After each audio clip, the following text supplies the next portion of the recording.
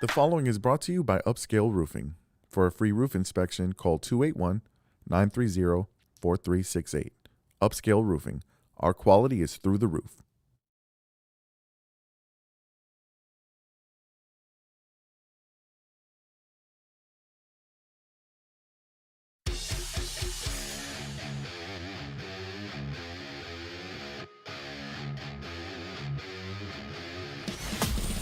Live from the Stephen Terry Pest Elimination Studio, this is the Smells Like Middle-Aged Spirit podcast. Smells like a gym bag. It's strong, but you'll get used to it.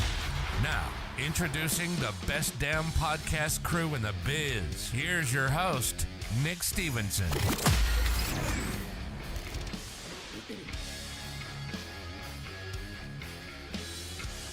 Ladies and gentlemen, good morning, good afternoon, good evening, or good night, whatever time of day it is, wherever you may be listening in the world. Welcome to episode 58 of the Smells Like Middle-Aged Spirit podcast. You heard the voice guy. We are live in the Stephen Terry Pest Elimination Studio, and I am your gracious and humble host, Nick Stevenson, introducing the best damn podcast crew in the biz, starting with Mrs. Naomi Richardson. What it do? Yo, yo. And my man Chris Kahn is in the building. Yo. And you will find Josh Beard on the ones and twos behind the Upscale Roofing producer's desk. You're looking good back there, man. I like that shirt. Isn't that nice? Turn your mic up a little bit. There you go. There you go. There Okay. you go. You look good, though. You looking so And now fancy. you sound good. Looking fresh and How are clean. you doing? Look, thank you guys so much for joining us. We have a very special guest in the building. Dr. Richard Harris has blessed us with his presence. And he's here to school us a little bit, educate us on some health and wellness. He's very well versed in it. He actually is a fellow podcaster. His podcast is called Strive for Great Health Podcast. It's wonderful. I recommend you guys check it out. It's very informative. And as you'll hear in a moment, he's just fun to listen to also. Very, very silky voice. Thank you for being here, Dr. Harris. Can I call you Richard? Yeah, absolutely. Okay. I was going to ask, do you want to be like sir, doctor, mister? How are we doing this? Yeah, I always tell people, listen, doctor is what I do. It's not who I am. Right. Gotcha. Absolutely. I know a lot of people, they're like, well, I worked hard for that title. And I'm like, yes, doctor. Yeah, man. And you have too, and we'll get into that in a little bit. But so I've been following you for a while through Pod Houston. That's kind of where we got connected. Shout out to Oziel and everybody else in the Pod Houston group. And that's one thing I've noticed about you. You're an extremely humble guy. Like, despite the fact that you have a very impressive resume, you're extremely good looking.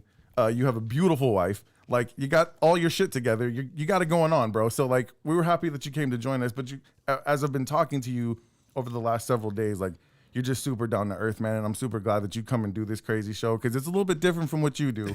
And but we're gonna have a good balance because this is a really important conversation. We want to talk about health. We want to talk about, especially at our age, is something we got to start thinking about. And then we're gonna have a little bit of fun too. Before we get into it heavy, I want to remind you guys that there are a couple of ways you can help support the show. Number one, you could shop the Spirit Swag store and get your Spirit Swag so you can rep your favorite podcast in style. Also, you can leave us a tip in our tip jar. So there's two ways to find the tip jar. Number one, it's going to be in the description of wherever you're listening or watching, or you can go to bit.ly/justthetiptx. Did I get it right that time? You got it right. There we go. Yeah. But yeah, you guys, if you're enjoying the show, just leave us a tip. Whatever you give us, it's going right back to the podcast. I want to address this really quick, if I may. Our first episode, I said that this one was for Deuce, and it was for my friend Jeremy Doucet, who passed away. And I should have done a better job of explaining what that was about because some of his family tuned in and thought the episode was going to be about Deuce. And I felt really bad about that. So I just wanted to explain really quick. The last time I saw Deuce, we had just finished last season. It was tough. I was not sure if I wanted to do another season. I was telling him about the struggles. And Deuce was always a very positive guy. And he said, man, if this is what you love to do, you can't give up on it. And that's one of the last conversations we had. And so when he passed and we were talking about him, I thought about that. And I said, you know what? Even though our off season was tough, all of us went through some stuff. And the fact that we made it through it, we stuck to it. And even though it was hard, we did it. I was like, you know what? This one's for you, Deuce, because you would have told me not to quit. You did tell me not to quit. And here we are. So I apologize for any mistakes or misconceptions. I wanted to make sure his family knew I was not using his death as a way to bring people in and then do a bait and switch.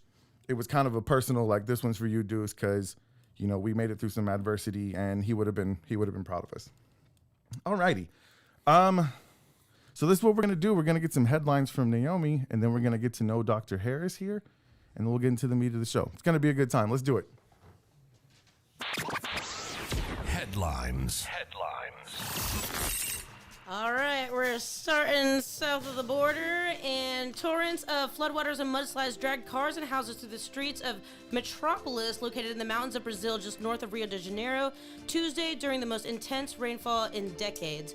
One video showed 2 buses sinking into a swollen river as its passengers clambered out of windows, scrambling for safety, and others straight up being swept away in the waters. The death toll rose to at least 110 as of earlier today, and local officials said it could still rise sharply with more than 130 people still unaccounted for. So our positive vibes going out to those Absolutely. just north of Rio de Janeiro. That's There's terrible. no way to prepare for that, No, that's scary. The U.S. has suspended Mexican avocado imports as of the eve of Super Bowl thanks to drug cartels. No. Yes, so get your avocados now, people. Avocado exports are the latest victim of the drug cartel turf battles and extortion of avocado growers after a U.S. plant safety inspector in Mexico received a direct threat. So they just stopped that altogether. Unfortunately. Get your So did we just guacamole. completely stop buying avocados from Mexico? Oh no. that I what still it got the is? jingle avocados from Mexico. We can still get them from Cali, right? They're not the same. Yeah. You know that. You know they're not the same. At Cali price. Sure. On Wednesday, Disney announced the launch of Story Living by Disney, a new community for Disney fans to live in that incorporates the company's brand of magic. These master plan communities are intended to inspire residents to foster new friendships, pursue their interests, and write the next exciting chapter in their lives, all while enjoying the attention to detail, unique amenities, and special touches that are Disney hallmarks. Disney said in a press release. Did I get that right? You got that. I think that that's was really great. what it That's sounded smooth. like. I like that. A 9.4 million lottery ticket was sold out of Pasadena on Valentine's Day, but has not yet been claimed. So It was for not me, guys. It was not for me. our I'm local sorry. listeners, check your tickets, man. Yeah, I'm about check to your read the ticket. numbers. Get those tickets out right now. Taking the garbage. The winning numbers were 2, 14, which I think was really cute on Valentine's Day. 2, 14, get it? I 16. see what you did there. 19, 25, 28, and the winner did not choose an extra. The winning ticket was sold out of Moto Food Mart located at 4900 Space Center Boulevard in Pasadena.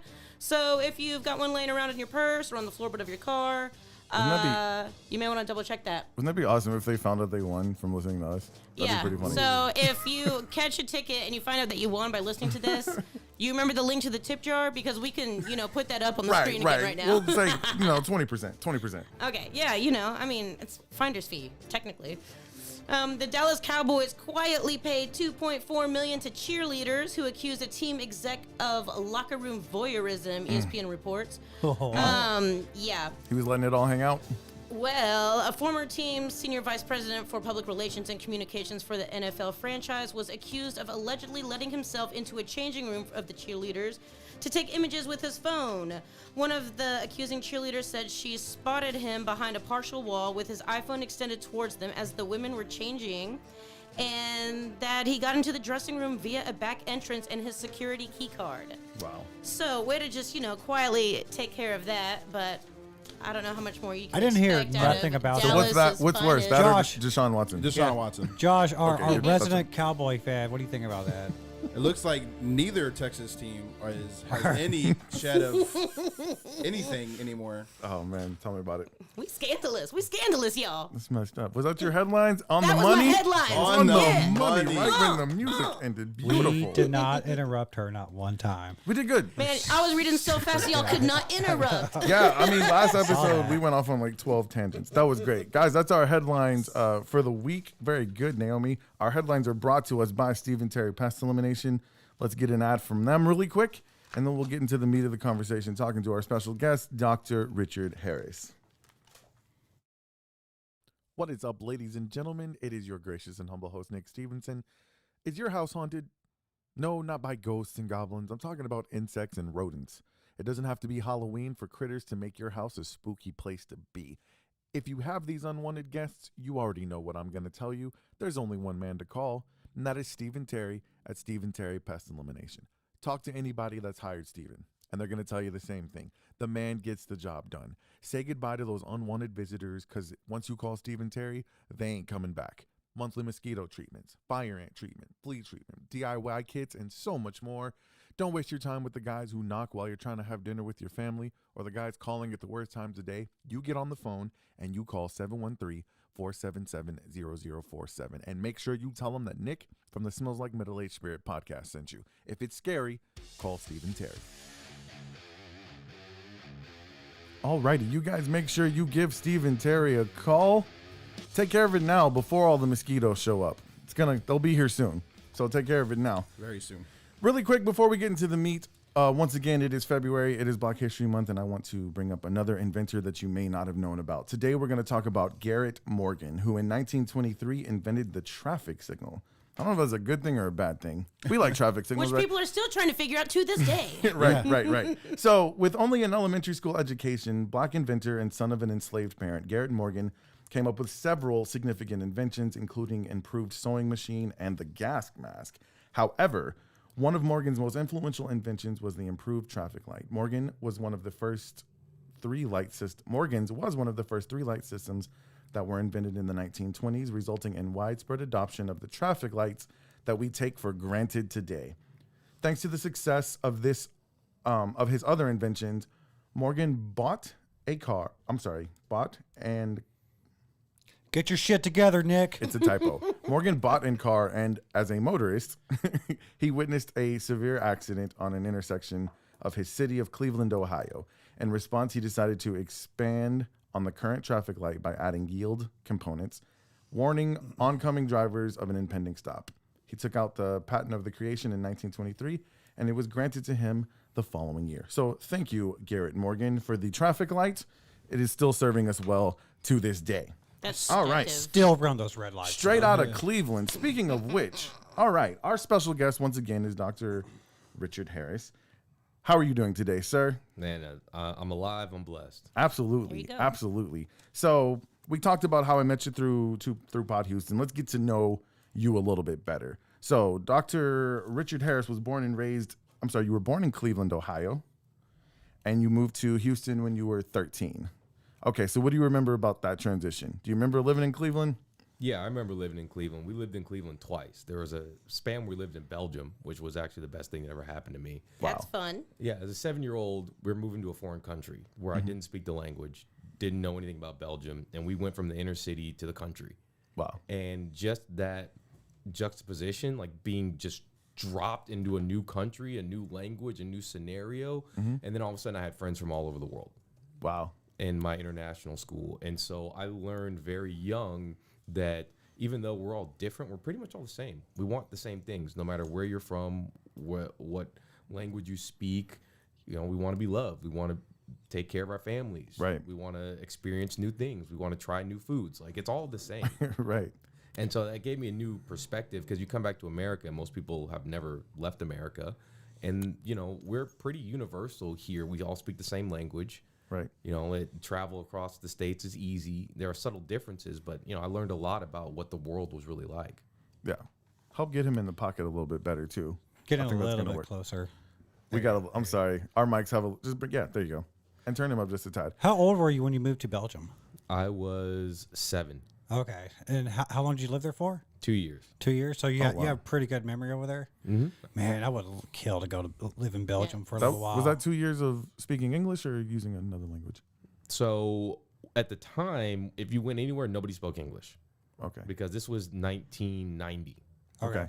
right? No internet, Right. no cell phones, right? So I learned French when I was over there, and like a typical dumb teenager, I never spoke it again. Right. And my best friend in high school spoke French and got all the girls. And I, Nice. That's how it works, right? That's Were how you it kicking works. yourself in the ass for I not was- remembering all that I was French? so mad at Yeah. myself for Yeah. it. Yeah. Absolutely. See, I was born in Holland, so I remember being over there and I loved it, and so Yeah. I'm excited to hear about any experiences from Belgium. Yeah, for sure. And I think that's great. You know, I think that's what probably is missing from a lot of kids is being exposed to other cultures. That's what helps us grow and expand. And like you said, you realize that we're really all the same, even though we may not look the same. So let me ask you, when you were in Belgium, is that where, when did the desire to become a doctor or to get into medicine, when did that start for you? I Because think education was probably different there than here, right? it was. Even my education here was different. I was at a Montessori school as a kid. Okay. So I think we were here back in the U.S., back in Beechwood. I was around 9 or 10. And my mom got me a book called Gifted Hands by someone that most of you have probably heard of, Ben Carson. Yes. Oh, hell yeah. Cool. Yeah. And so I read that book, and Ben Carson was one of the first people to perform a separation of conjoined twins in the head. Right. And I said, this is so cool. I think I want to be a doctor. Yeah. And that's really what started that journey for me. At 10 years old. There's not a lot of people, because, okay, when I was 10, what did you want to be? Like Batman? I want to be an explorer. You know, and we've heard of this kid saying, oh, I want to be in the NFL when they're young. Like, I want to be a doctor. But, I mean, when you're a kid, your mind can change 700 times before you become an adult. But you knew you wanted to be a doctor, and you knew that was the path that you were on. And as you got older, how did you continue to, I mean, how did that go when you're in junior high school? Did you know it never changed? It changed. When I got into college, I was a physics major. Right. Oh, sweet. Thought I wanted to do biomedical physics and make prosthetics. Realized I loved physics, hated math. Amen, brother. Yeah. God, math is horrible. Right. Awful. I got into differential equations and was like, nope, there's no real world use for this. I'm out. Well, Right. see, that's what I thought. And then my real job, I have to do math, and I'm straight kicking myself in the ass for not doing any math in high school. Very, very true. Yeah, and I'm sorry, I meant to. You studied physics at UT Hookham, and It's really cool. so when you were doing that, you said no, math's not good. So, how did you make that transition from okay, I don't want to get my degree in physics. I'm gonna go back to being a doctor. So, what was that transition like? Yeah, so I was really interested in biology. That was my second favorite subject in high school. So I said, okay, maybe I want to do biology. Maybe I want to do research. So I did bench research on rats. I cut open rat brains for 2 years and said, nope, I'm not doing this research thing. You just didn't like cutting open Did you rats? find or- anything in the rat brains? Like just We were studying fetal alcohol syndrome, actually. oh wow, And our work never got published because the lab who was run by the dean of the pharmacy school at the time, he became provost. So the lab shut down. oh wow, Oh. Yeah. man, that's it. So you were giving the rats alcohol to see Yes, we were What the- getting rats drunk. Yes. to see what happens to their brain. Is there any, Sounds like, like fun. Is there any human kind of experiment like that? Or Yes, there actually was a wet bar on campus. A professor studied what happened to people in social interactions when they were drinking. I should have went to college. I've got Damn it. I've got tons of hours of research into that. So I mean, Absolutely. And that was at UT also? That was at UT, yeah. Okay. It's a kind of a party school, so that makes sense. So when you were growing up, you wanted to be a doctor from the time you were a kid. You mentioned to me in our pre-interview that also you were always in church. And your faith was a very important thing in your life from a very early stage. I want to ask you because, and we talked about this, statistically, the higher education people get, the numbers of people who are faith-based and stick to their religion, the number starts to dwindle. So what was the challenge of continuing to further your education, but yet still staying true to your faith that you had at the beginning? Yeah, I think that's because as people get more education, they tend to get more confidence in themselves and feel like they know more. I'm the opposite. The more I learn, the more I realize I'm an idiot. Right. The more I learn, the more I realize I don't know anything. Yeah. And that keeps me hungry to continue to learn more. And it was tough for a while because not a lot of my friends or classmates were religious. And so I really just kind of sat there with my faith and didn't have anyone to talk to. Right. And I remember coming and saying, well, how do I reconcile my religion with my beliefs as As a doctor. a doctor, yeah. as someone who believes in science? I feel like that's like a real fine line you have to walk down on. It was Yeah. until I realized that I was looking at paintings and I realized, hey, if you know art, you can tell a Monet from a Rembrandt or a Van Gogh, right? They all have similar motifs, similar styles, similar underpinnings. Same thing with architects, famous architects. You can tell their work if you know architecture. Right. And I thought about it. All life is based upon two principles, DNA and RNA. All life, every single life. And it's a genius system because it's self-containing and it can grow and adapt to whatever situation. And so I said, okay, God's the master scientist. He created a system that can act on its own, that can grow and proliferate and adapt to all different environments. But it's the same system. It's the same motif. It's the same underpinning. And that's when I was really able to see that science, to me, is a way that God lets us understand a little bit about how he created the world. Yeah, that's awesome, man. And I never really thought about it that way until we did our pre-interview. And so, you know, as you're, like you said, I love what you said about how every time you learn something, it made you realize that you didn't know, because you're never going to stop learning. And the more you learn, like you said, the less you had in your brain, you know, prior to that. And I find the faith part fascinating, though, because I think I was listening to Neil deGrasse Tyson. Is that it? Yeah? I think he said that the percentage of people who've gone to graduate school, it's like less than 20% of people who still, you know, go to church and everything. But you said something to me in your pre-interview when I asked you, so how'd you do it? You said, I've seen too many miracles. Can you go into that a little bit more? Yep. I've seen too many situations where people should have died, like literally right in front of me. Yeah. I'm telling people, you're going to die. And I would also tell them, I'm a Christian. If you're a Christian, this is the time that I would strongly believe that God can do anything. And I've seen it. Wow. I've seen people with stage 4 cancer, riddled with cancer everywhere, live. I've seen people bleeding out in front of us, vitals crashing, live. You know, and even in my own life, like statistically, I shouldn't be in the situation that I'm in. Right. The rooms that I'm in. I was just at a conference rubbing shoulders with Jerome Adams, the former Surgeon General, with Mark Hyman, the leader of the functional medicine revolution, with Michael Phelps.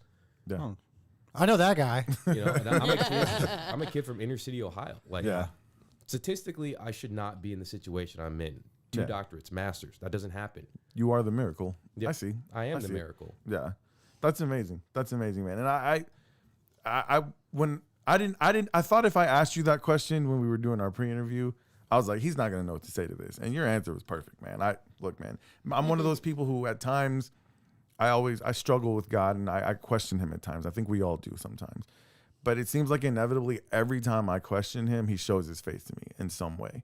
And I think that's a great thing. My question to you is, why do you think it is that why aren't there more people like you who are able to hold on to their faith through advancing their education? Because I think when you're talented and you're smart, you're told you're talented and you're smart. And you're told that your talents and you're smart are what's got you there. When really it's a whole lot of luck. Yeah. Right. Malcolm Gladwell has a really great book on this called Outliers, where he talks about all these people we think are wildly successful. They had a lot of luck in their life. Yeah. A whole lot. I believe like a lot of successful people are super lucky. Yeah. Absolutely. I believe you got to make your own luck. Yeah, That they're too, prepared, yeah. but they're lucky. Yeah. Right. Yeah.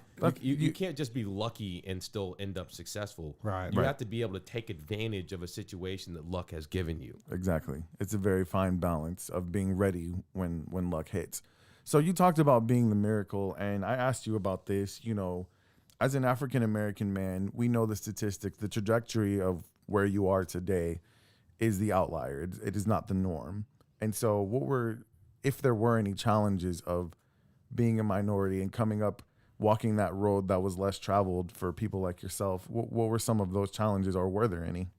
Yeah, it's kind of interesting. I wouldn't be an entrepreneur right now probably if I was Caucasian. And the reason for that is there's an unsaid rule in the hospitals that black and brown people don't move up the chain. You know, we talk about it all the time. The people who are in admins, the people who are the bosses, they don't look like us. Yeah. And it's been said in multiple different hospitals, multiple different scenarios. And so I realized that if I'm going to change healthcare the way I want to, I got to go out there and do it on my own. I'll give you another example. In pharmacy school, we were clowns. We didn't respect pharmacy school because we made good grades, right? So we thought because we make good grades, we're good at taking tests, that we can just kind of goof off the rest of the time. Yeah. And we got into some trouble. And I remember one of the professors, old white guy, came up to me and he's like, in my office right now. So in his office, he literally told me that I needed to be a beacon for the black community. Otherwise, they weren't going to let more black people into pharmacy school. Oh, he was challenging you. Wow. Yeah. That's a lot of pressure to put on one guy, though. He literally told me that if you keep acting like this, they're not going to let more black people So into pharmacy school. why do you think that he was pointing you out? Because there was only like 3 black people in our class. Oh, okay. Yeah. There's not a whole lot. If you look at graduate school, my medical school was 240 people. I think there was like 6 of us, Yeah. you know? So there's just not a whole lot of people, African Americans, who end up in graduate level programs. Did you feel the pressure of that he put on you? Did you feel that? No, because I said, listen, I'm me.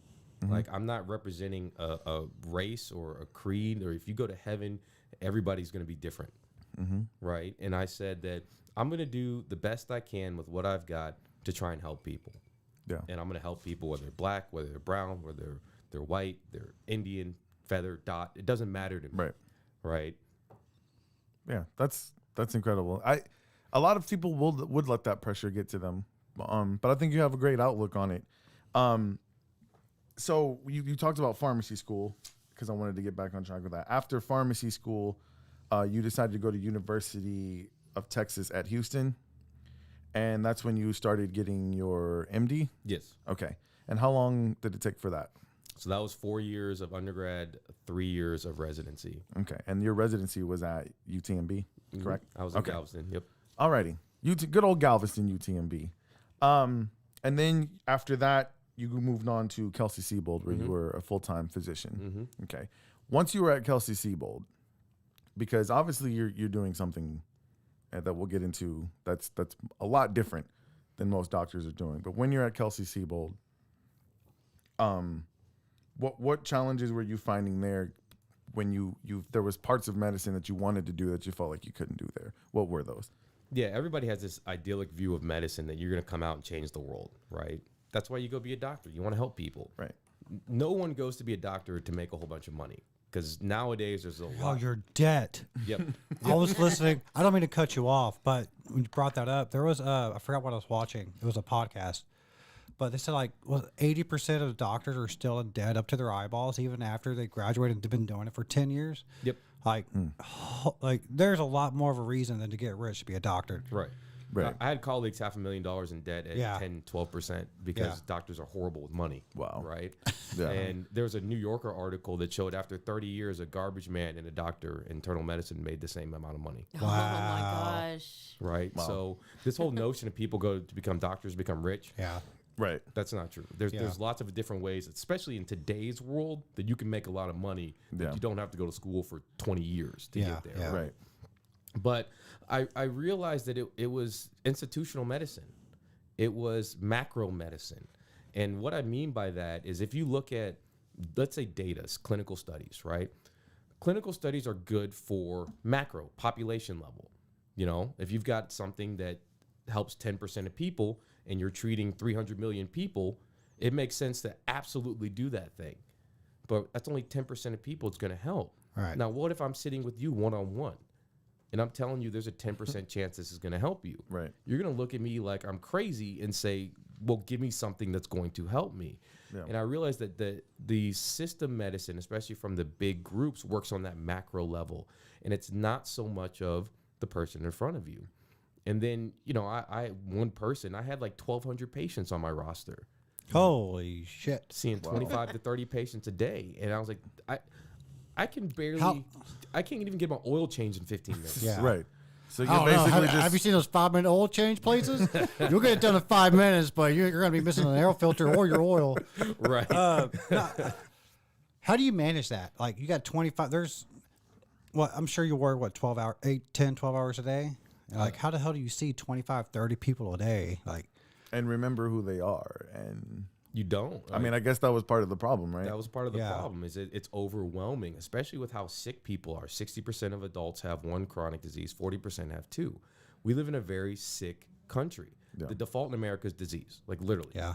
the defaults disease. And so as an internal medicine physician, you're the gateway. You're the one who's supposed to be responsible for all of these medical issues and then psychosocial issues and socioeconomic issues. And it's just too much. I crumbled under the weight of all that pressure. Yeah.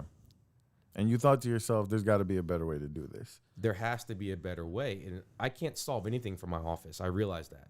I came in there thinking I was going to be Superman, like most people, right? I was going to solve everything. I was going to save everybody, to realizing that I have zero power in this. Yeah. And I need to be able to create a system or a way to reach people at home and reach people with a message of hope. Hence your podcast. And yeah, that's one of the best ways to do it. Yeah. So that was actually the next question. So, you know, you have the Strive for Health podcast. Was that the first step towards getting out of Kelsey-Seybold and just writing prescriptions, was starting that podcast? Well, it all started back when I was there. I would create resources to give patients because I realized that, listen, I don't have the time to do this, but I also realized I don't have the training because at the time I knew nothing about behavioral health. I knew nothing about how you motivate people. Yeah. And I started reading about, what do coaches do? How do coaches get people to transform? So, you know, there's the just yell at them, cuss at them, demean them. Burpees. in high school that worked, right? Yeah, right. Like, well, I just don't want to do bear crawls anymore. I just listen to what you say. Right. Yeah. Well, that's because it's the adult who has power over you, Yeah, right? But yeah, another right. adult, like, I don't have any power over the people that come and see me, Right. Right. So I started reading about how do you change and how do you plant seeds in people. I started reading about, well, what are some resources on lifestyle medicine? Because I'm a pharmacist. I know how the meds work. I knew how the meds work better than anybody else in the Kelsey system. I've forgotten more about meds than most doctors have ever learned. Right. Right. And I'm not being like braggadocious. I have a doctorate in pharmacology. Like, that's literally what I learned. Right. And so I realized that meds are not the issue, the answer. We have more meds now than ever and more disease now than ever. Doesn't take a rocket scientist to figure out there's a disconnect. Right. Yeah. And so I started looking for what's the answer. And it kept leading me down all these different avenues. Oh, there's behavioral issues. Oh, there's socioeconomic issues. Oh, there's a lack of information. Oh, there's a lack of trust. And I started seeing all of these problems within the system. And then I started one by one doing what I can to address each one of these issues. And so you were doing that on your own while at Kelsey-Seybold. I was. Because there's really no place for you to go work to do the things that you wanted to do. At the time, I didn't think so. I realized later that there were. Oh, okay. You just don't hear about them. They're places that move in silence, right? Okay. Because these places, they can't out-advertise Kelsey-Seybold or Memorial Hermann or Right. Methodist. It's a machine. Yeah, they're machines. Yeah. There's no way you can out-advertise these companies. And so they function mostly by word of mouth and patient referrals, right? But me on the outside, I wasn't going to find these places. I know where they are now, but at the time, I didn't even know where to look. Right. Right. So you start doing your own research and you start sharing your research, and your research was based more on, and what your big message is in your Strive for Health podcast, is lifestyle, mindset changes. You mentioned to me in our pre-interview, nobody in the mainstream talks about just taking care of yourself, being in good health, exercising, preventing all of these diseases in the first place. So, and if I'm not mistaken, this is around the time that you met your wife while you're at Kelsey-Seybold? I met her afterwards, so I'd already started the transition when I met her. Okay. Yeah. So, ladies, if you were wondering, he is married. So get off the chat right now. So you meet your wife while you're making the transition. And that's interesting because that's a very interesting time to meet you. Because as a married man myself, I understand when you have a venture, especially one that is not the path everyone else is taking, it takes somebody supporting you and understanding that you feel like you have a higher calling in mind. So how when you guys met, you can go into that a little bit. How did you meet, and did she have an understanding of what you were trying to do? So it was interesting. I left Kelsey. I was working part-time at Memorial Hermann, about 10 shifts a month. Overnight, I was working night shifts, 7 p.m., 7 a.m. I was starting a business. I was in the process of starting actually another business. So I was doing 2 businesses, and I was getting my MBA. It's a great time to start dating. Right. I'm gonna stop complaining about my work-life balance. Yeah, it was awful. I would sometimes I'd work in the hospital all night and then have meetings all day and then go back to the hospital. Yeah. At that next night. And so when I met her, I said, you know what? I like you. I think there could be something here. I'm extraordinarily busy, but when I have time, I will make time for you. And she said, okay. And she meant it.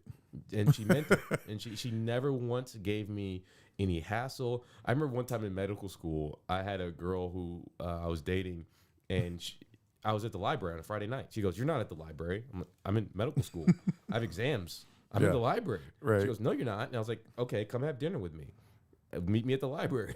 So we went and ate at the library. And so, that's the kind of thing that a lot of people just didn't understand, that I was literally putting in the work. I wasn't out there. I wasn't cheating. I wasn't doing any of that. I was literally just working all the time.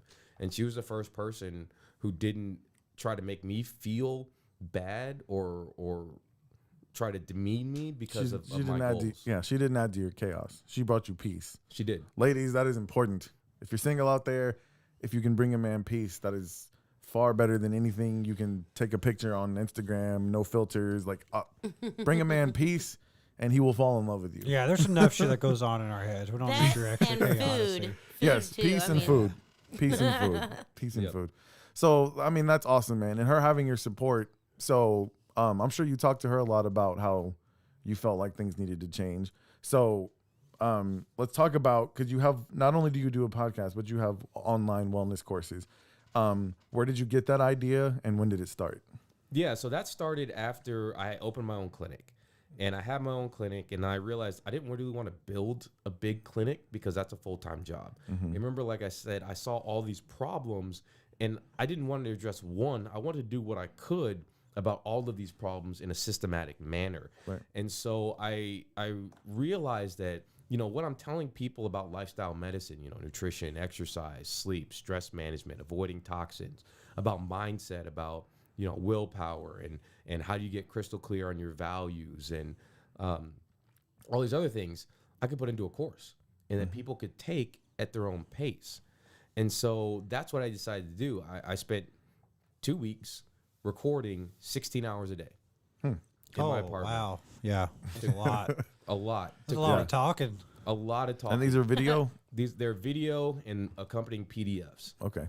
And after doing that, I said, I'm just going to launch it. It's low budget. Yeah. But I wanted it to be intimate. I wanted it to have the feel of you were sitting in my apartment with me and we're talking about health. That's what I wanted. I didn't want it to feel like a movie. I didn't want it to feel like something fake or over the top. Right. I just wanted to feel like it was an intimate conversation, because that's what health is. It's intimate. Right. Yeah. It also should be a conversation. We should talk these things through. No, I Yeah. agree with that 100%. I was about to say, I feel a lot better when my doctor can be real and personable. There we go. With me, rather than just trying to rush me through. Yeah, write a script and go. I feel like a lot of people now struggle with not only just health in general and all the different facets therein, but to address the concern, to address yourself and your health, you have to know yourself and be comfortable with yourself and know where you're short, where you're falling short, and your strengths and weaknesses. And I think a lot of people just still struggle with that, with the everyday stressors and, pressures of, work and life and family and all of that. So it's a lot to take into consideration. But I think more people should start thinking about that and moving forward with that. Especially at our age. And that's part of the reason that you're here, is because we wanted to get your take on some of the things that are concerning people our age, but through the lens and through the eyes of Dr. Richard Harris, who is not going to just try to write you a script or not just try to, throw meds at you. But we wanted to talk about this wellness mindset and this health mindset and why and how it can help people our age and some of the things that we were doing. We're going to mention this at the end of the show as well, but how can people take your wellness courses? Let's throw that out there right now if they're interested. Easiest way is head to my website, theghwellness.com, and click courses at the top. Okay. If you follow me on Instagram, drharrismd, that's mostly where I'm active. I've got a little link under my bio. It'll take you all to my resources. Okay. And now you have a little disclaimer on your podcast when you're talking about these wellness courses, because they're not for everybody. Tell everybody what you tell them. Are you too real and people might get mad? So you Yes. got to put a disclaimer on there? Yes. There you I like go. it. Had a Sign me boy. up. You know, I tell people, if you're not willing to invest in yourself, I'm not going to waste my time on you. Yeah. Absolutely. Yeah.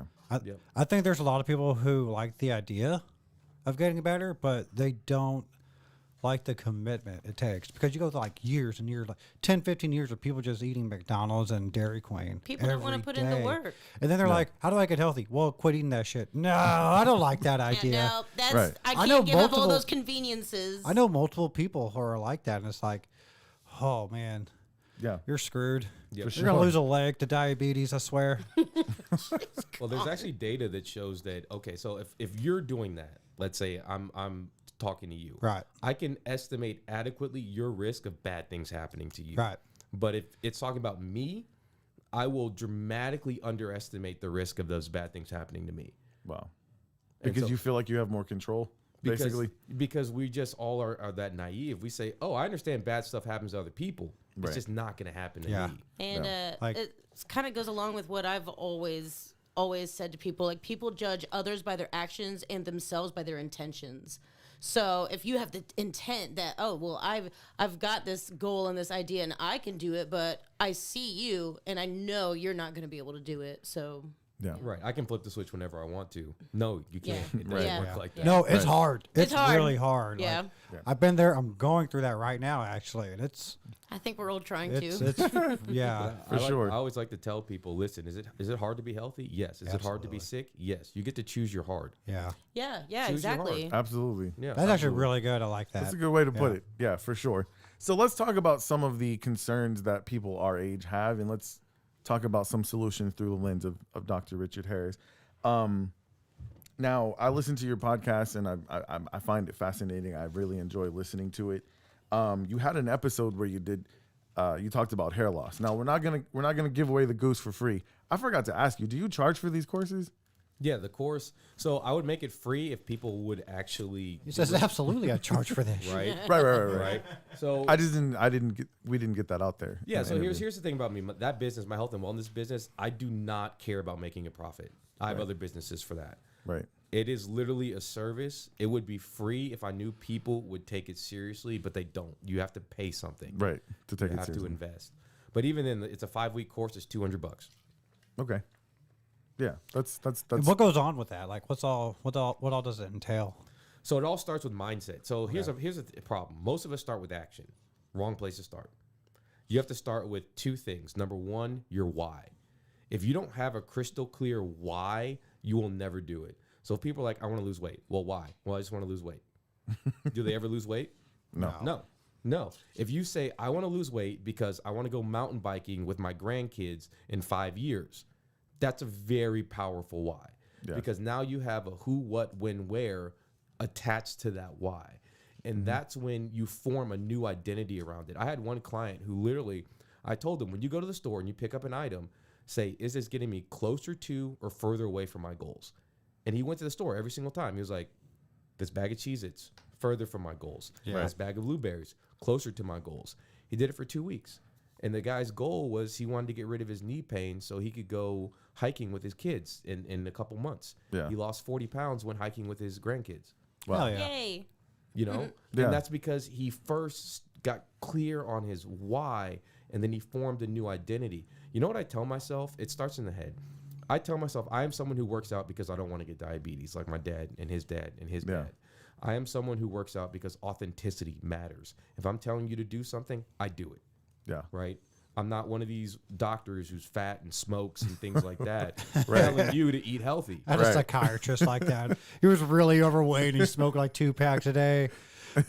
I was like, nobody- yeah, I shouldn't see you no more. Nobody listens to those people. Yeah. Right. Right? Because Yeah. they're like, if you don't even take your own advice, how solid is your advice if you don't take it? Yeah. Right. That'll be like me going to a stockbroker and he'd be like, hey, invest in that. Well, you invest in that? Oh, no. Yeah. No way. I did always find it weird that like your doctor would be like a pack a day smoker, and it's like they're trying to tell me to get healthy, bro. But look at you. You ever see that? There's a video. It's kind of funny, like going back to your getting health and it's like, or working out, staying in shape. And like, well, I don't want diabetes. Well, I saw this video of this one dude, his girlfriend's asking him, why do you want to get in shape? Why are you trying to work out? Because I just want to look cooler during sex. And I think that's a great point. I think it's a great goal. And a great goal. And, if it's not just for health reason, at least you don't look, gives you you don't reason. look bad. It gives you when reason you're to doing put them. You can put the mirror up. It gives you reason to look. I've sure, got this sure. pair of leather pants in my closet that I bought like a year ago. And I'm like, I'm going to fit That is your these why. leather You're pants. The leather pants are your why. I'm going to keep it real. You look at him and go, one day. That is funny. Just got to fit in those pants, man. If you do it, you got to set a date. You say, I'm going to fit in these pants by this date by doing this. Oh, that's my problem. I can't Yeah. set dates. Yeah. Oh, well, then. That's why we're all enrolling in Dr. Harris's Yes, wellness sir. courses. Yep. I want to talk about some of the things specifically that I listened to you talk about that were really surprising to me. And like I said, we won't give away the whole goose for free. You did an episode on hair loss where you scientifically broke down hair loss. Like I've never heard anybody. Now, obviously, it's too late for me, right, Doc? Like there's no going back. Oh, here. I'm very interested. I don't have a lot going on for me, but I got amazing hair, so I'm really interested in Right. this. So you talked in that episode that hair loss is actually something that you can either slow down or even prevent. So can you get into that just a little bit? Yeah, I think what we've done a poor job in medicine is teaching people that the body's all connected. We look at things like isolated problems. Like someone who has diabetes might lose their hair and think it's not related. 100% related. Wow. Insulin resistance, the root cause of diabetes, causes your cells to cycle faster. Your hair is rapidly growing cells. So if those cells start cycling faster, it's going to decrease their lifespan. And so your hair is going to fall out. If you have inflammation, look what's happening with COVID. People are talking about COVID hair loss. Why? Because there's a lot of inflammation associated with it. What does that do? Those cells cycle faster. Your Right. hair falls out. If you're stressed all the time, mental stress actually causes physiological stress, which causes inflammation. I think that's where mine went, Doc. For sure. It was stress. I just like you cutting your hair. So all of these things do it. Wearing a hat actually causes physical stress. Don't tell me that. Oh gosh. It does. Oh yeah. You also mentioned cornrows. Don't get those cornrows. Yeah, because it causes physical stress. Yeah. I had right? cornrows like one time. It won't happen Oh again. man, I wanted to get some braids. Is Seriously. there a picture of the Yeah, cornrows? we got to see pictures where it didn't happen. We're gonna post that on. For real. For real. Yeah. But yeah, I found that fascinating because I mean, my hair started cutting loose when I was like 18, and I always thought it was just genetics, like it was gonna happen. If I'd have known then there was something I could have done other than hair plugs or Rogaine or whatever, then that's good information to have. So guys, if you got your hair still, it's not too late, and I recommend. I think that was episode 92. I think was your hair Yeah, loss 92. episode. Question. Yeah, you guys check that out. Question. Still going with the hair loss. Is it true? Because this has been bothering me. Concerned now. This has been bothering me for years. There's somebody I know, and he said that he used to have really long hair. And he said that one day he just said, the hell with it, shaved his head for no reason. And then after that, he could never grow his hair back ever again. Is that a real thing, or am I being paranoid for no reason? No, it's probably related to something else. Oh, okay, good. Yeah, it happened to me. I did shave my head, and then it never came back the same one time. See, that's another person. I think there's something here. But I That's was something- probably already going bald anyway, and it never came back the same. Once I It could shaved be if you had this strong predisposition, you're taking a razor to your head, right? So it's Right. going to cause a little bit of trauma there. Yeah. And like I said, trauma can be a cause of hair loss. But then we look at others. So what we did and what we talked about in that episode is we're in the age of personalized medicine, right? Remember I talked about macro versus me and you, completely different. Right. So what we do is we look at 18 different genes and we custom make a solution just for you. Right. And it's gotten profound results because, like I said, we just talked about, there's more than one cause. So I've stopped thinking about diseases as like diabetes and heart disease. I think about root causes. And so if you don't address all the root causes, then of course there's going to be a problem. Right. If you got 10 cracks in your wall and fix 9, there's still one crack in your wall, right? I was just save that one for later. Yeah. And so you have to address all the root causes. And so that's what we do. Address all your cracks, Con. Always. Address all the cracks. always address the cracks. Yeah, for sure. So I wanted to talk about stuff that was important to men and women. On the women's side, I mean, I guess this could go for all cancers, but with breast cancer, obviously women are supposed to get their mammograms, but you being someone who talks about preventative, lifestyle can prevent cancer as well, in men and in women. But let's talk specifically about breast cancer in women. Yeah, so if you look at all cancers overall, 40% of all cancers are preventable. 45% of all cancer deaths are preventable. I like that you bring this up. 80 to 90% of heart disease is preventable. 40% of Alzheimer's disease is preventable. 90% of lung disease is preventable. 90% of type 2 diabetes is preventable. Yeah. Go look at the major rates of death here in America, and I just listed most of the causes, right? So you can't just rely on the medical establishment. I forget what it is, but the number needed to treat for mammograms is astoundingly high. What I mean by number needed to treat is how many people do we need to screen to save one life? And I believe it's like 800 for mammograms. Now, I'm not 100% sure on this. I can't remember the exact number. I just know it's high. So you're telling me we have to screen 800 people to save one. Again, I'm going to ask you for what else can I do, right? Yeah. You can't just depend on these tests. And so what you eat matters. If you're exercising, matters. Are you getting enough sleep? Are you stressed out all the time? Right? Toxins, endocrine disruptors, big cause of cancer. Glyphosate, Roundup, right? Multi-billion-dollar settlement. Yeah. It's in 93, one study, 93% of all people's urine tested. Wow. Glyphosate's in their urine. And it's a massive cancer-causing agent. Houston, air pollution, benzene, one of the most carcinogenic substances we know of. We don't have to talk about benzene. We work with that every day. We work in the plants. So, Yeah. we work with benzene every day. Yep. And, obviously we use PPE and things like that. But, I mean, if you live anywhere near it, it's, I have family, I'm from Texas City. There's plants over there.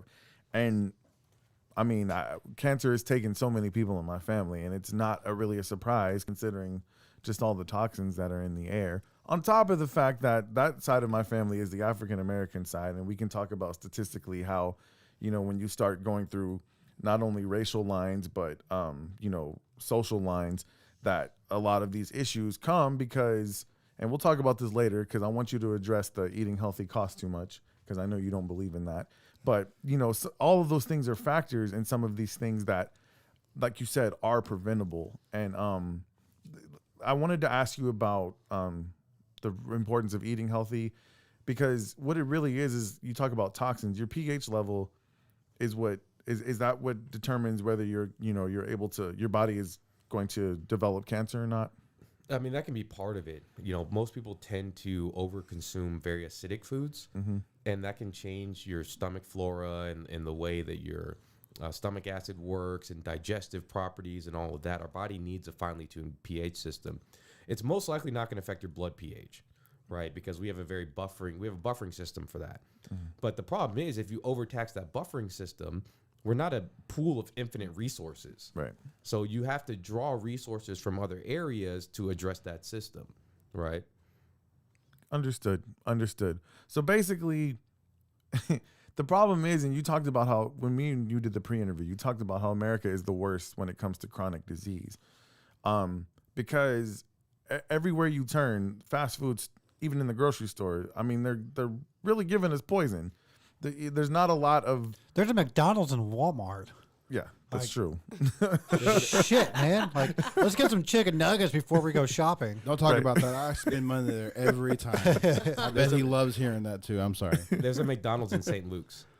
Oh yeah, there there really? is. Yes. There is. We went So to McDonald's. Yes. My wife's stepfather was in the hospital, with severe heart problems, and there's a McDonald's. Yeah, we went. Yeah. to eat I find that McDonald's. the oddest That's thing weird. in the world. It's underneath it. Yeah, Yeah. Really It's weird. And you know what I said to my brother-in-law while we were there? I was like, it's kind of ironic this place. Like, how many people do you think are in here because they eat here? Right. And it's not. I mean, we're sitting here joking about it, but it's McDonald's legit. has infiltrated all of the It's legit. establishments. It's in the Museum of Natural Science. Yeah. I mean, it's everywhere. Wow. But they did away with the mega size me, so it's more healthier. The they don't Super they, size. They don't More call it healthier. super size anymore. You just say, "Can I get it large?" And they're Oh, like, yeah, "Yes, yeah. sir." Remember when they had absolutely. salads for a while? They don't have those anymore. Their salads are I just awful. don't know. But their salads are not as healthy as, or not as beneficial as you would think they are. Cause I I mean, looked it was into just it. lettuce and then a bunch of greasy crap you put on Yeah, top it's of like it. still like So, 1,500 calories. Ridiculous. Y'all making Yeah. me hungry. I don't know. I don't want to. I had some others on here. Let's get to some stuff that affects both men and women. You brought it up, heart health, cardiovascular, and this is, because I wanted to ask you about ED. Do we?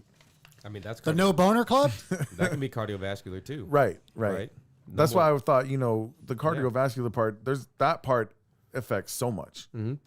Yeah, it really does. And again, 600,000 people the last couple of years have died from heart disease every single year. Mm-hmm. Right. While we were all freaking out about COVID, heart disease still killed more people last year. Yeah. And heart disease is a risk factor for severe COVID infection. Didn't it get worse too? Heart disease? It is getting worse. So Yeah. last year, people gained 1.5 pounds a month, which is usually what they gain in a year. Yeah. So you had 12 years of metabolic worsening happen in 1 year. Wow. The I feel downstream. those statistics. I Yeah. feel like I gained 1 pound a day. I heard something like childhood obesity has also went up like 50%. skyrocketed. Mm-hmm. Skyrocketed. 50% or something like that since the lockdowns happened. Wow. So now, whenever I work in the hospital, I regularly see 30-year-olds with strokes, 30-year-olds with heart attacks, 30-year-olds on dialysis. And I asked them, what age were you diagnosed with diabetes? 7, 8 years old. That's crazy. Wow. Because they couldn't go outside. They couldn't like exercise or do anything. It's ridiculous. It happened, yeah. Now and then you're seeing reports of kids with speech and hearing problems because of the masks. Yeah. That they couldn't see that visual cue. Yeah, I was just hearing about something like that today. Yeah, if you look at a lot of the things, most of the lockdowns just made everything worse. Yeah. Honestly. Yeah. Absolutely. I've It I've did. always said. Well, that's why gas is high as giraffe pussy. Excuse me. I mean, inflation, everything. And I we talked about this. This is not a narrative you're going to hear in most places. Most places it's take the vaccine. It's, and one of the things I put on this list was COVID. And in our first episode, we talked about the whole Joe Rogan controversy. And I brought that up to you when we were doing our pre-interview because, number one, you're a podcaster. Obviously, you're an advocate of free speech. You're an American. You believe in the right to choose what you put in your body. But you brought up something very interesting to me, and I wanted to put it out to the audience about COVID. You said to me, this is the biggest suppression of information that you've ever seen. Can you go a little bit further into that? Yeah, and it's happening on the macro and the micro level. So I was told by many of the organizations that I work in that I could not dissuade people from getting the vaccine, that I basically told them that there's nothing wrong with the vaccine, that it's completely safe, that nothing bad is going to happen to you. Well, I don't know that. I'm not God. Right. If someone has concerns, they're valid concerns and they should be addressed. I also Right. believe there wasn't a whole lot of research on the vaccine when they first started pushing them out. So, like, how can you guarantee somebody nothing's going to happen to you? You can't. I mean, you can't guarantee any. You can walk across the street and get hit by a bus. Right. I don't, but I keep hearing about all these studies, and I feel like it's a little bit premature for studies to even be. I mean, you can do the studies, but to publish anything, I think I it's feel a like there little should be more premature. than 30 days So let worth me of research. let me ask you this. So the research, the research and the work done on mRNA vaccines, that didn't just start with COVID. That's been around. that and started with SARS, the original SARS. The original And SARS. if you look at mRNA technology, the first papers were printed in the 90s. Okay. Europe has been using mRNA technology for 10 plus years for gene therapy. The reason they were able to do this so quickly is because they were already in development for the original SARS. Right. They're closely related. So they were able to just switch gears. Now, inherently, I don't think there's anything wrong with mRNA technology. I don't think there's anything wrong with vaccination. If you want to get vaccinated, this is America. You have a right to get vaccinated. If you don't want to get vaccinated, you have concerns. This is America. You shouldn't be forced to be vaccinated. And doctors are getting skewered for taking that position. Right. Which I'm surprised I haven't been yet. Right. Well, we'll see. It's still early. Right. Right. Yeah, but we'll see how long this live stays up. No, I found that fascinating, and I asked you specifically. We're going to talk about ivermectin because I wanted to know. Okay, ivermectin is, a pharmaceutical company. I thought a pharmaceutical company makes this, so why wouldn't ivermectin be being benefited by this push for pharmaceutical companies and push for vaccines? And you said to me it's because ivermectin's cheap. And You can buy it over the counter. and so and then you told me something that I found very fascinating. You actually sent me some links to ivermectin research, and I'll let you tell the audience how many people were tested with ivermectin versus some of these mRNA vaccines that are recently out, the Pfizer, the J&J and the Moderna.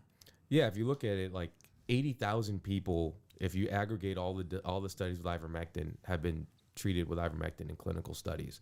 And these sometimes are observational. These are sometimes retrospective, where they look back. These are some of them are the gold standard randomized controlled clinical trials.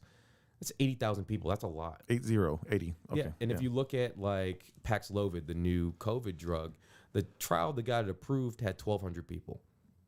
And 1,200 people in one study is enough to get an FDA approval, but then 80,000 people aggregated over multiple studies, multiple countries, multiple demographics, and there's no data. Right. That blows my mind. And then you look at other things like fluvoxamine, which has some data being very effective. What does Suboxamine? Fluvoxamine is an old antidepressant. Okay. Right? And so all of a sudden now you have doctors being told you can't prescribe things off label. And I was like, wait a minute. Off label means not FDA approved. Right. I want everyone to go who's listening to this, if you're on a medication, ask your doctor, is this on label or off label? I was about to say, I feel like there's a lot of drugs out there that are not FDA approved. Yeah. They're not FDA approved for the indications that you use them, but you Right. can use them if there's data supporting it. Right. That's off-label use. So all of a sudden, a practice that we've been doing for a long time is now all of a sudden dangerous. Yeah. A medication that won a Nobel Prize is now all of a sudden dangerous, and there's no data behind it. Ivermectin being the one that won the Nobel Prize. Right. And so to me, I mean, that's insane. And it's not like we had these, we're using these medications for months. They're short treatment courses for something that can be very devastating. So if you aggregate all this and you start looking at things, if a medication is previously deemed safe for a short course of treatment, why wouldn't we do it? Especially early in the pandemic when we didn't know anything. Yeah. What's the harm in that situation when we've already got a medication that we know for short courses is safe and FDA approved? Right. Why don't we use that? Right. And so that's what's bothering me. And it's bothering me that the physician-patient relationship is being superseded by suits. It's bothering me that the pharmaceutical companies are dictating what we do, and that natural immunity was completely suppressed. There was no information about natural immunity until recently. Now even the CDC says, oh, for Delta and the natural immunity was better than vaccine immunity, right? And so the main thing that I'm worried about is, as a medical establishment, losing the American people, because people feel lied to, people feel betrayed, people feel like they don't know who to trust. And then they go and get horse ivermectin, and a lot of people did end up in the ER because they overdosed. Horses are bigger than us. The absorption's different. Yeah, they were overdosing and ended up in liver failure and kidney failure because they were trying to protect themselves. Isn't there so when you buy ivermectin, isn't there there's a dosage for humans and there's a dosage for horses, correct? Yeah, it's a completely different dosing. Right. So I guess people are just actually buying the horse dosage and popping that, be like, all right, I'm going to be healed by tomorrow. And then, bam, they're in the hospital. Right. And I think that's what gave ivermectin maybe the bad rap that it had at the beginning. Yeah, for sure. I want to repeat that one more time. 80,000 people were tested for using ivermectin, and this is for COVID, not for its intended use, which is parasites. Right. These are 80,000 people that it was tested for COVID. The mainstream narrative right now is that there's no research, there's no data that ivermectin helps COVID patients. Well, that's not true. And what I like about Dr. Harris, and we're going to share this information with you guys as well, is in his wellness courses, he doesn't just tell you and say, hey, believe what I'm saying. He will show you the research that he's reading. And he actually sent me the links to this ivermectin research, which we are going to put in the description of this video and wherever you're listening to the podcast from, because I think everybody should see it. Yep. And when I read it, I was like, this is crazy. Like when he sent it to me, I was like, oh, this is going to be some QAnon website or something like that. Like, no, it was legit. Like it was legit research. And I was like, wow, this is crazy, because I hate to be that nobody's talking about this guy, but literally nobody's talking about it. Yeah. I always wonder, like, what gets something approved by the FDA or denied by the FDA, and like I don't know how I feel about the FDA in general. I don't trust them. I completely agree. Not one bit. So I've talked about this before, either on my podcast. So yeah, my podcast. It used to take 2 randomized controlled trials proving mortality or morbidity, mortality, death, morbidity, disease state, benefit to get a drug approved. Now it takes one, and you can do it on surrogate markers. So I can say, What's hey, a surrogate marker? I was going to explain that. Okay. So My bad. I can say, hey, this drug lowers this lab level. And this lab level is correlated with worse outcomes. So approve my drug. You're approved. Doesn't say if there's mortality benefit, morbidity benefit. Do people feel better? Just easy as that. Just easy as that. I can literally get a drug approved because it lowers a lab level that's associated with outcomes. It's like saying, well, I deserve to be a millionaire because all my friends are millionaires, so I'm going to be a millionaire. Right. Yeah, it's so easy because they did it. Right. Yeah. Right. Speaking of becoming a millionaire in the FDA, Yeah. there might be I some mean, work that's- going on. What are your thoughts on actual big pharma's presence on this? They're all over it. I was reading an article the other day about how you saw Pfizer advertising on a lot of major networks, including news networks such as CNN. And I think there was a couple of like maybe The View or one of those gossip shows where like Pfizer was a huge advertisement for them. So it's people like outside, like say like us, are going. There's got to be something up with Pfizer, who are also making the vaccines that they're trying to push and make us all take. And You've lived in another country. Do they advertise? No, it's illegal. So Yeah. other, That's what I other thought. countries think this is complete foolishness that drug companies can market things direct to consumer. Yeah. I've literally had people come up to me and say, hey, I need this drug. I'm like, why? Oh, I saw this on this commercial. Right. Oh, That's crazy. What? that's unfortunate. Yeah. So it comes down to the marketing department, y'all. They are. but you But these cannot drug advertise companies- cigarettes. These drug companies are marketing companies now. So True. if you pull Yeah. their 10Ks, right, the amount that they spend on R&D has gone down over the years. R&D is being done in labs at universities. And what Right. happens is these professors find something, make a company, and these drug companies buy Buy 'em out. them out. That So makes sense, they're yeah. not doing nearly as much R&D as they used to, which means now they become marketing companies. And Yeah. the lobbying for them is extraordinarily That's- Absolutely. I And completely you know, agree with that. I haven't heard anything from it because there was a few, some of them that got called to Congress to testify about just that, about the fact that like nobody had ever taken a look at their books. And finally, like, they put together, some type of committee. And it's funny how stuff like this just goes away and you don't hear what happened. But, Ever. Yeah, you yeah, really they don't. were pointing out the fact that like the R&D was like, less than 10% of their budget. And they were spending like almost 50% of their budget on advertising, like insane. Right. But still able to raise all this money for research, and that's not where the money's going. Did you ever see the movie Thank You for Smoking? Yeah. And that's kind of like along Yeah. the same lines. It's all about how it's being marketed and then what they're trying to cover up, and they put so much time and effort into the cover-ups, and they just let the marketing team Yeah. Do their make thing, yeah. package it real pretty Yeah. and sell it. It's a shame, What do you think the difference A is shame between? is an understatement. Yeah. What do you think? It's a crime. No, it is one that nobody's being held accountable for. What do you think is the difference between now and the time that we used to be able to trust these people? When it started, it was run by scientists who really did want to make a difference. And these weren't trillion-dollar industries, right? So this all started with the penicillin model. When we first found that penicillin killed bacteria, we started linking one pill to one disease, right? And then we applied the same model to chronic disease. It doesn't work like that. Because what causes your hypertension may be inflammation. It might be insulin resistance in you. It might be toxins in you. It might be genetics in you. So applying the same treatment to all of those different people, Right. Yeah. one person's going to get results because you might get the right treatment for their right root cause. Right. And it just exploded as chronic disease exploded. It exploded as we gave bad advice to people. The food pyramid, my God, eat 6 to 11 servings of spaghetti every day. Yeah. Amen, brother. Yeah. Yeah. Cheerios are heart healthy. Right. Oh, every time I see that commercial, I'm like, Yeah, Yeah. It's crazy. So we gave bad advice to people. We took fat out of food. So if you look at when we went low fat, everything started having massive amounts of sugar in it. Sugar Right, industry was like, oh, sugar's not bad. Sugar in moderation is okay. And it's because you're not exercising that's the problem. You can't out-exercise a bad nutrition plan. Yeah. You can't. Yeah. Period. period. Nutrition is the most important thing that we do. It fuels everything. It's our building blocks. Garbage in, garbage out. Yeah. Right? Yeah, absolutely. Man, we can sit here and talk to you all day. I feel like this could be like a 3-hour podcast. real. Yeah, this could be I on some agree. Joe Rogan stuff, man. Because I think I watched this documentary called The Magic Pill. It was on Netflix and it's not there anymore. But it was talking about the same thing, about basically how we switched from a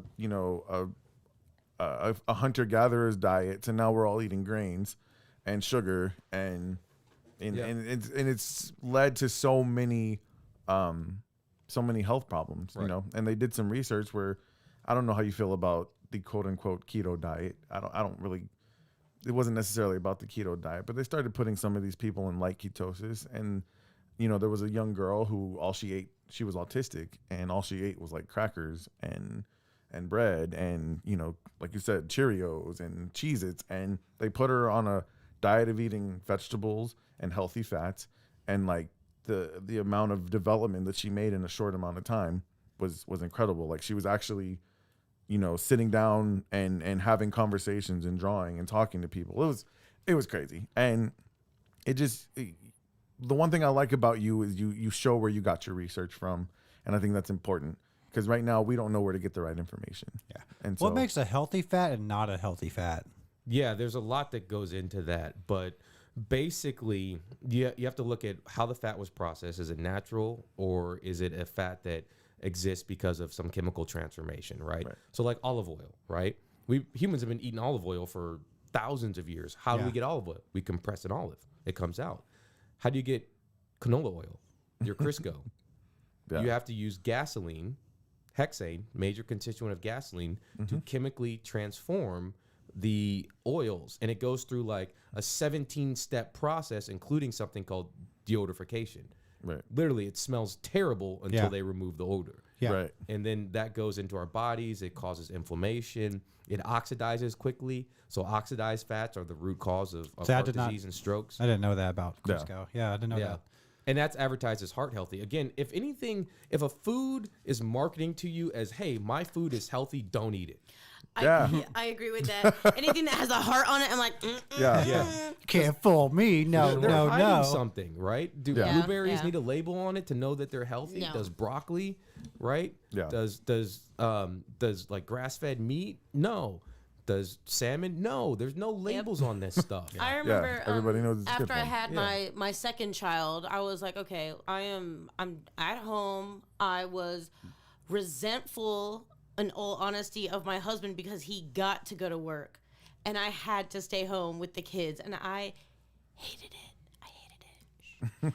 But I started getting into the paleo diet, which I felt was the closest to what humans evolved from, you know. Right. So like lean meats, fruits, vegetables, maybe seeds, nuts. That's about it, and very little processing. And I lost 60 pounds in about a year, but I was exercising 3 to 4 times a week, not anything super over the top or anything like that. And that was the best time of my life. I felt like I could take on the world. I mean, it changed me. So I'm trying to get into that again.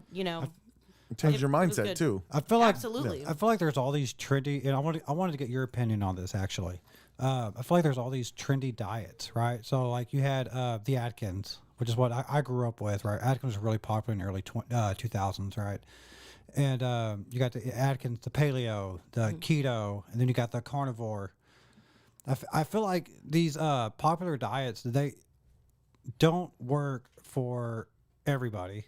I feel like they're advertised as if they are a cure-all, but I believe that not all diets work for the same people. Absolutely. I feel like depending on your genes or just your body type, whatever. Your metabolic makeup. There you go. Thank you, Nick.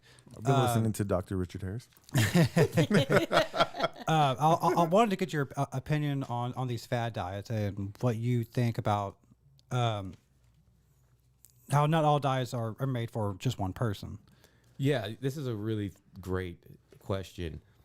I have never had a diet. I will never have a diet. I hate the word diet because when people think diet, they think I need to eliminate something. They think they need to starve themselves. They think they need to deny themselves. Right. I have a nutrition plan. I have a plan for what I eat to fuel my goals.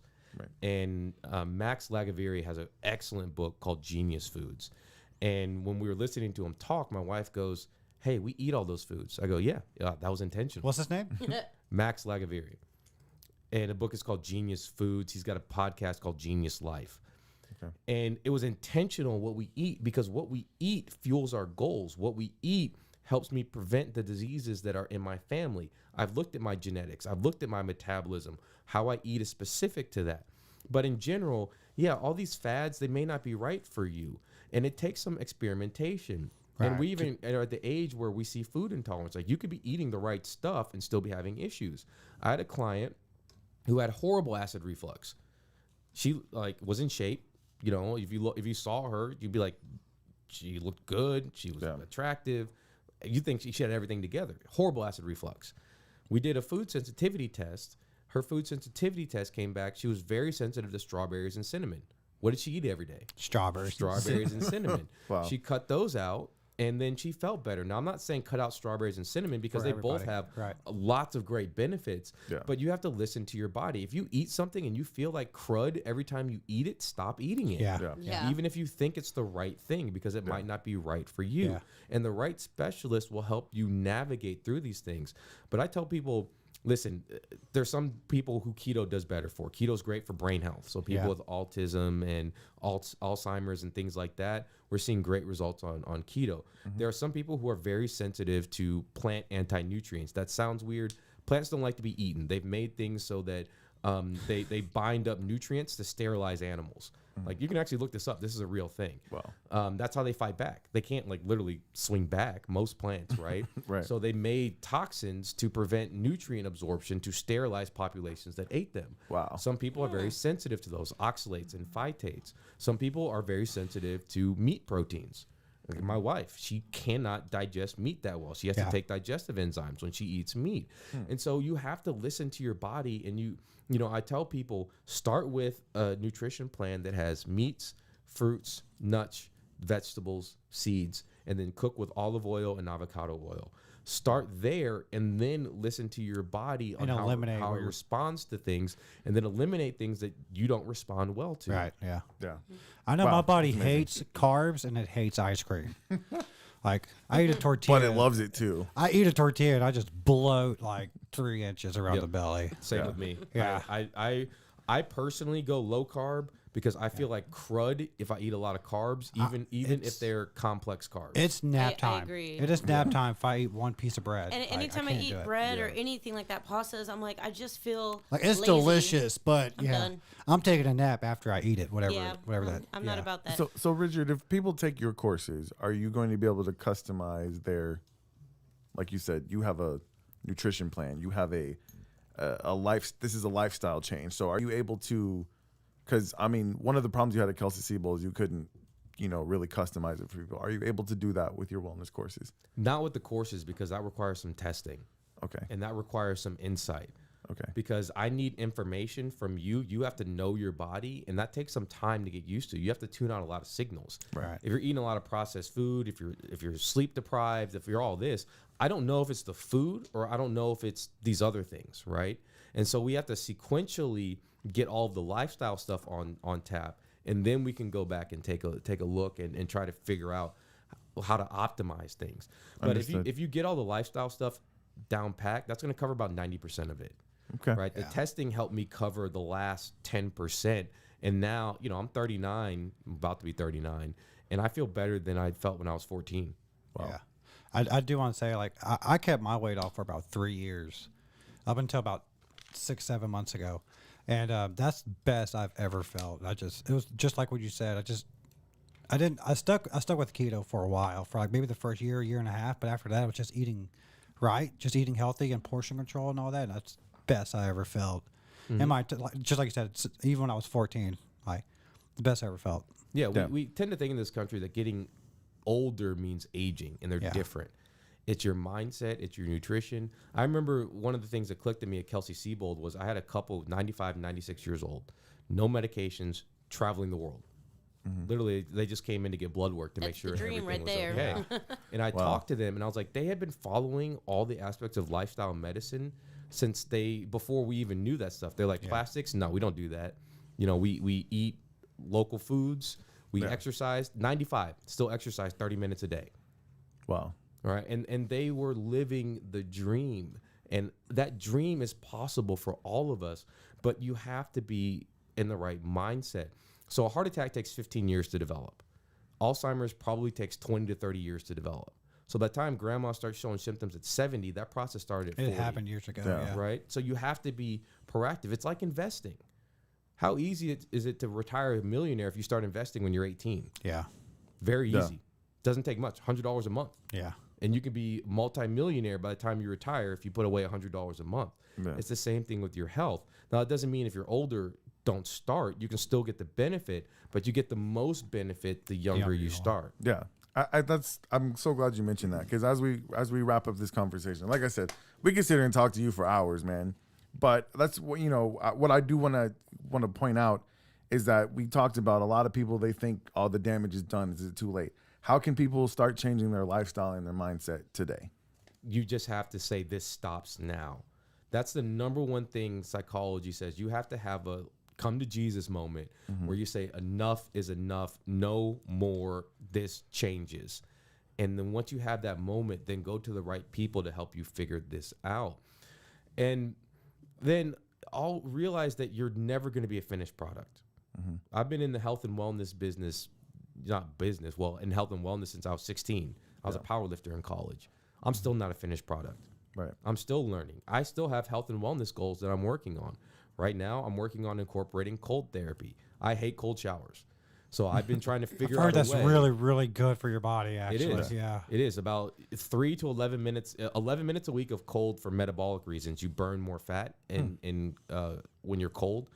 3 minutes a week improves your stress resilience. So you feel less stressed. Duly noted. So, and when it's for stress, you want to, you want to resist the shivering.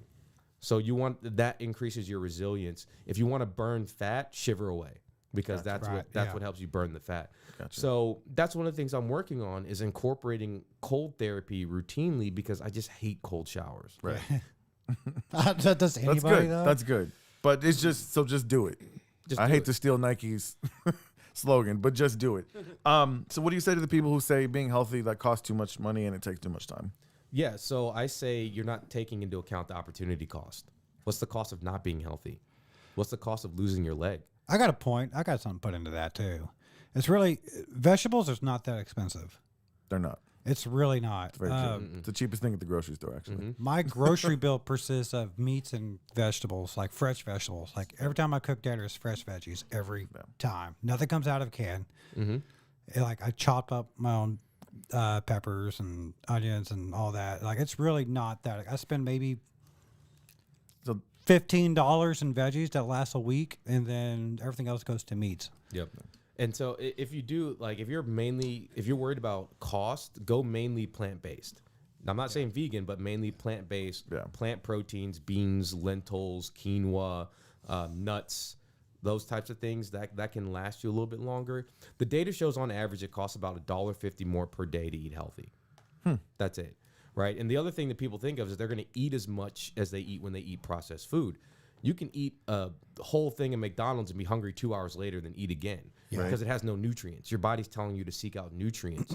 You eat less. There's a really good study that showed that they had people ad litem eat, so eat whatever, and one was processed, one was unprocessed. The people who ate the processed foods on average ate 500 calories more per day. Wow. Than the people because who they still felt hungry. Food. Yeah, because they still felt hungry because their body wasn't getting the nutrients. It also slows down your metabolism. You get insulin resistance and inflammation and a whole host of bad things. Every 10% increase in processed food you intake increases your risk of death from all causes by 14%. Average American eats 60% of their calories from processed food. I wish I could spit out numbers like this guy can. Look, man, we appreciate so much you being here. And this is going to be my last question before we move on. Like, what's it like to most of the time be the smartest guy in the room? Like, yeah, this is not cool, man. I'm actually not, because I tell people if you're the smartest guy in the room, you're in the wrong room. You're in the wrong room. That's Amen, right. brother. Yeah. Absolutely. Well, man, thank you so much. One more time, please throw out to our audience how they can listen to your podcast and how they can access your wellness courses. Yeah, podcast is called Strive for Great Health Podcast. It's available on all major podcast platforms. If you like what you heard today, that's what we talk about, right? I don't take donations on my podcast. I tell people if you want to donate to your favorite charity. I want literally the podcast to be a source of information to make the world a better place. And then I want you to turn around and make the world a better place with what you've learned. Yeah. And then you can follow me on IG at drharrismd. I post a lot of study reviews, a lot of reels where I talk about, current studies. And my website is theghwellness.com. It hosts the courses, the podcast, my e-store, all that good stuff. Awesome. You Excellent. guys go check it out. And once again, like I said, we're going to put that ivermectin research in the description of this video and on the wherever you listen to your podcast. So, let's get in before we move on to our game for tonight. Once again, thank you so much, man. We really appreciate it. We're going to put you in our element a little bit if you'll give us the honor of doing that. But let's get an ad for Good for Dudes really quick. And guys, I know we were talking about COVID and ivermectin. Just if we're not here when you get back, we did not kill ourselves. Or if we're not here when you get back, we didn't kill ourselves. Let's get it.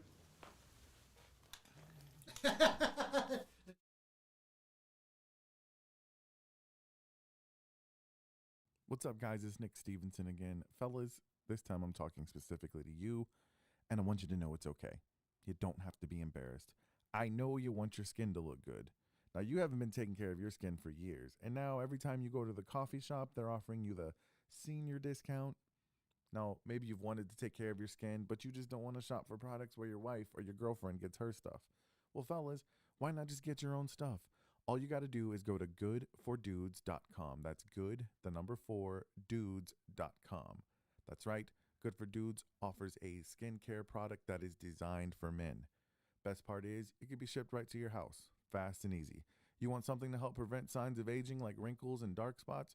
Try WTF. What's that? Simple. It just means wear on the face. After washing your face in the morning, apply WTF. After showering in the evening, apply WTF. If you've already got signs of aging, it's cool because this product will minimize those. And there's so much more.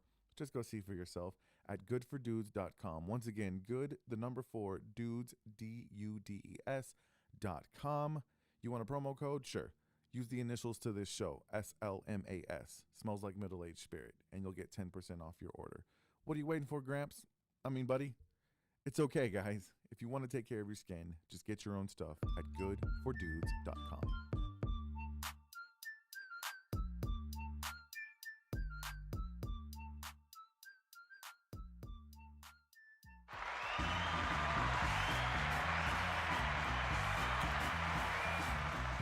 Okay, ladies and gentlemen, welcome to the game show that is taking over the planet.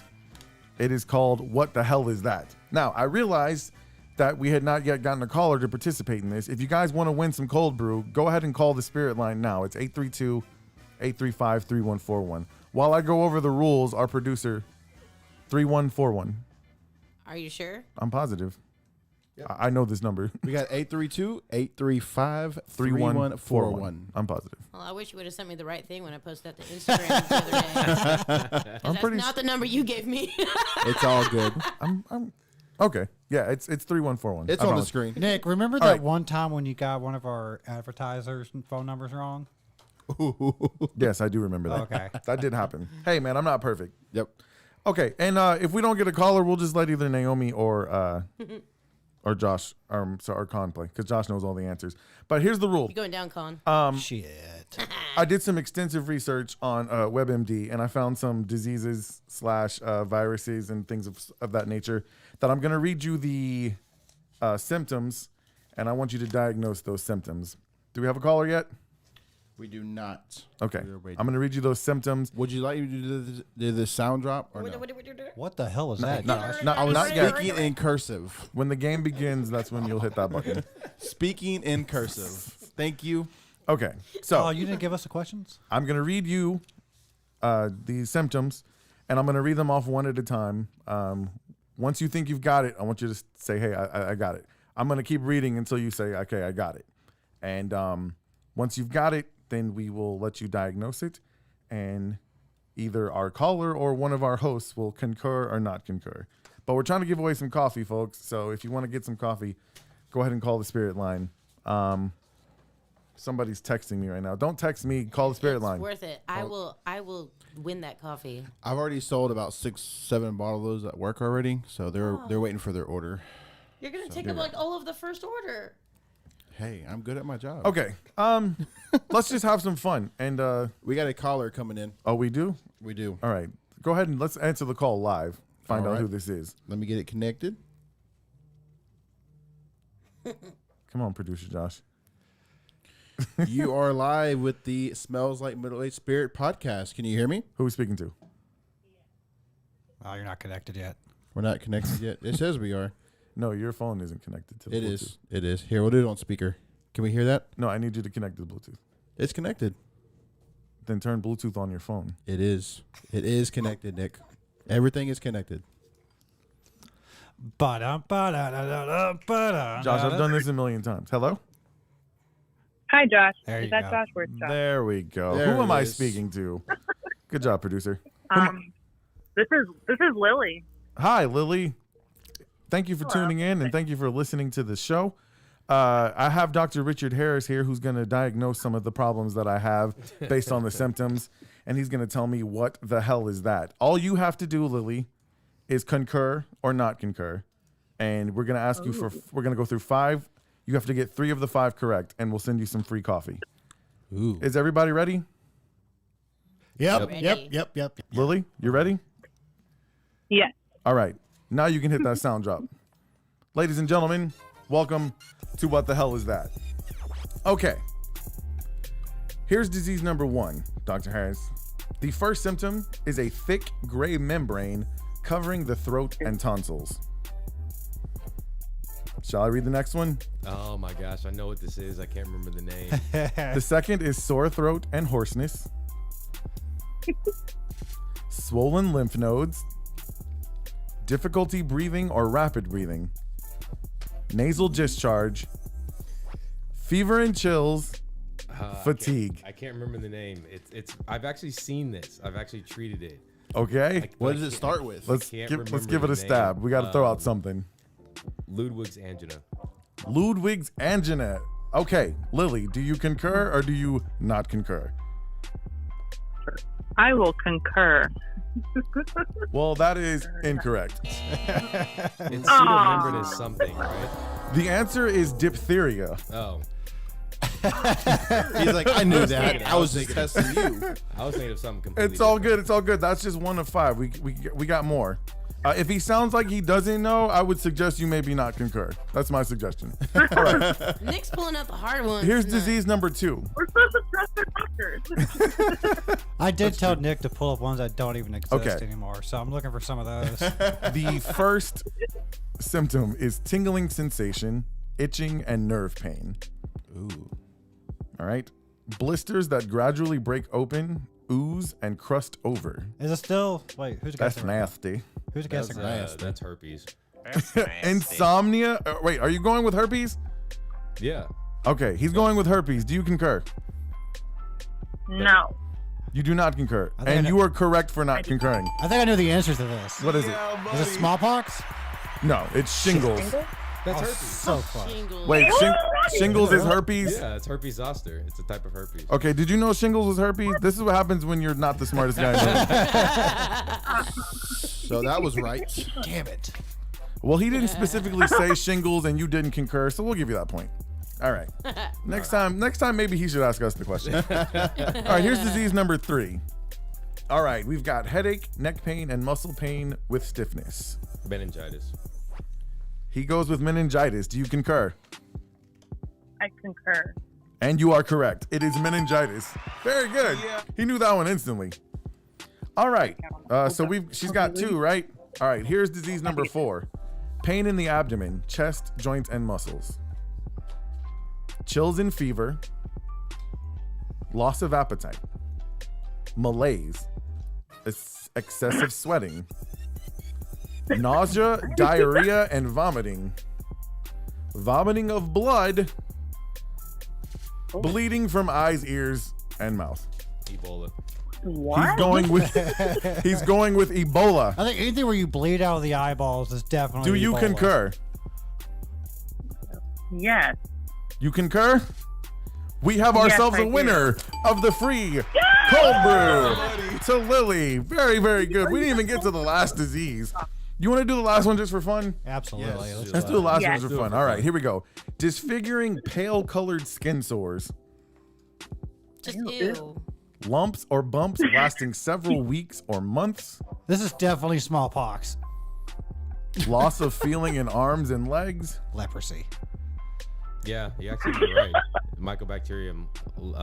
It's a mycobacterium. so we're going with leprosy. Do you concur? Absolutely, you do. Because I said it. Yes. You are correct. It is leprosy. Yeah, buddy. All right. The fact that Khan got that so quick, I'm questioning everybody now. I'm questioning everything about I should have been a doctor. I'm thinking about all the episodes of House I ever watched. All right. Well, Lily, which one of the Smells Like Middle Aged Spirit podcast hosts do you know? I know, Josh. You know Josh. Okay.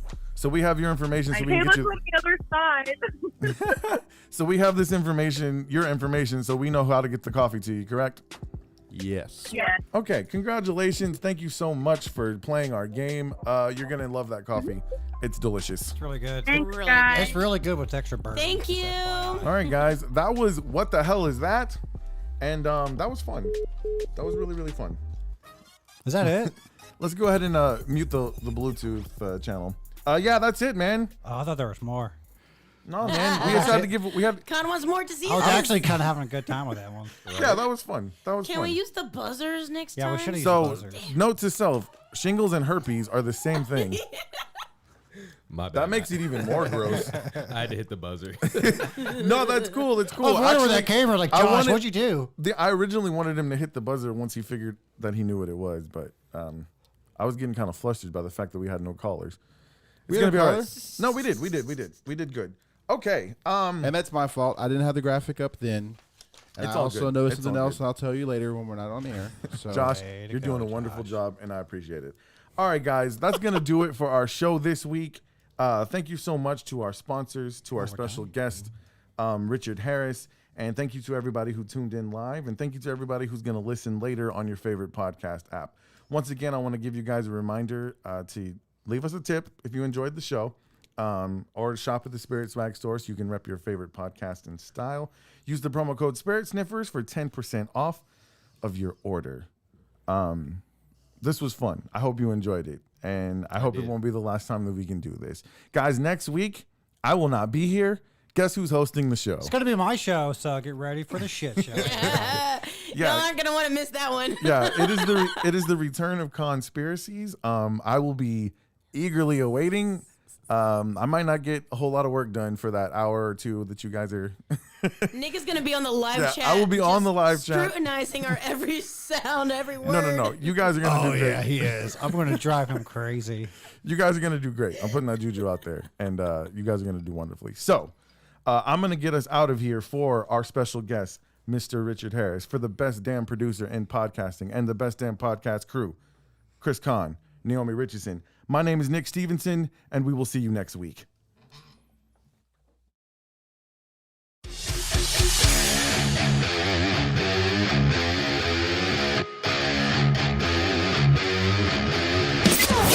You've been listening to the Smells Like Middle-Aged Spirit podcast. For more show content, follow us on Facebook, Instagram, and Twitter. And don't forget to visit SpiritSwagStore.com for everything you need to rep your favorite podcast in style.